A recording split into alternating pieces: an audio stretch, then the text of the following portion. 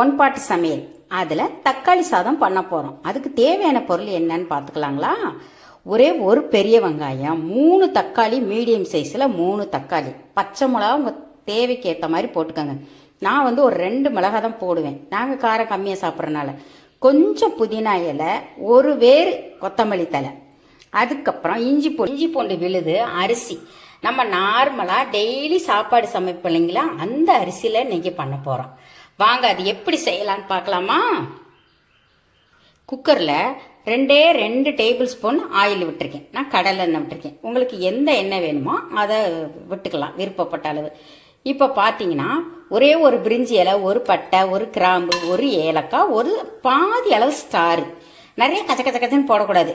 அப்புறம் எல்லாம் அதெல்லாம் சாப்பாடு சாப்பிடும்போது எல்லாம் பொறுக்கி வச்சுக்கிட்டு இருக்கணும். அது நமக்கு தேவையில்லை சரிங்களா? எண்ணெயிலே நல்லா பொரிஞ்சதுக்கு அப்புறம் ஒரு பெரிய வெங்காயம், 2 பச்சை மிளகாய் எண்ணெயில் போட்டுருங்க. வெங்காயம் நல்லா செவந்து வரட்டும்.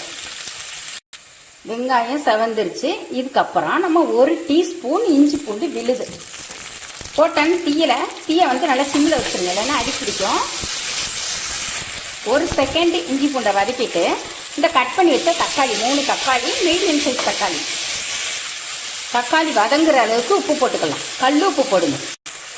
தக்காளி 3/4 பாகம் வதங்கினோன்னா ஒரு 1/2 டீஸ்பூன் மிளகாய்த்தூள், தனி மிளகாய்த்தூள் போட்டுக்கோங்க. மஞ்சத்தூள் தேவையில்லை, ஏன்னா தக்காளி சாதம் தக்காளி கலரில் இருக்கணும். அதுக்கப்புறம் புதினா, கொத்தமல்லி எல்லாம் போட்டு ஒரு கிளறிடுங்க. தக்காளி நல்லா வதங்கி வரணும். தக்காளி நல்லா வதங்கிருச்சு.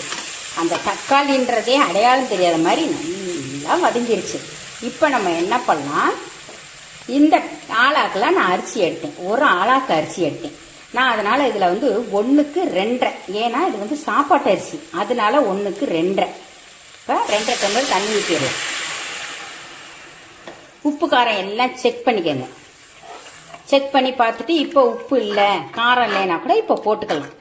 ஏன்னா இந்த தண்ணி ஒரு கொதி வந்ததுக்கு அப்புறம் தான் நம்ம அரிசியை போடுவோம். நான் அரிசியை வந்து ஒரு 1/2 மணி நேரமாக ஊற வச்சிருக்கேன்.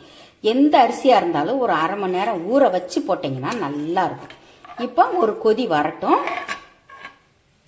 தண்ணி நல்லா ஒரு கொதி வந்துருச்சு. இப்போ அரிசியை வடிச்சிட்டு போட்டுடலாம். போட்டுட்டு என்ன பண்ணணும், ஒரு கொதி வந்ததுக்கு அப்புறம் தான் குக்கரை மூடணும்.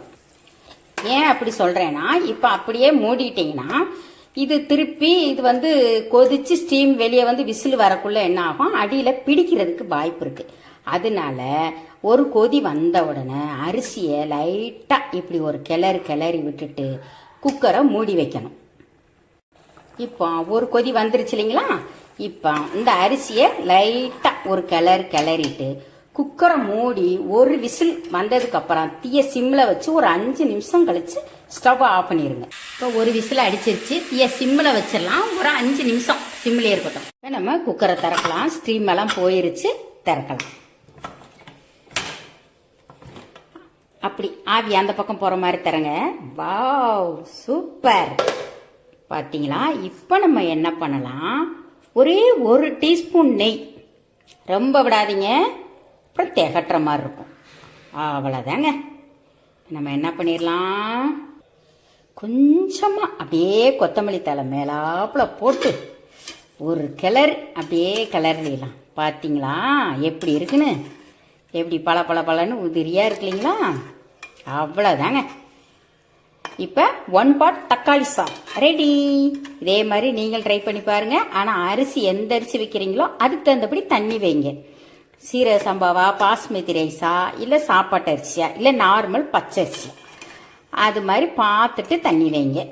இப்போ சுவையான 1 பாட் தக்காளி சாதம் ரெடி.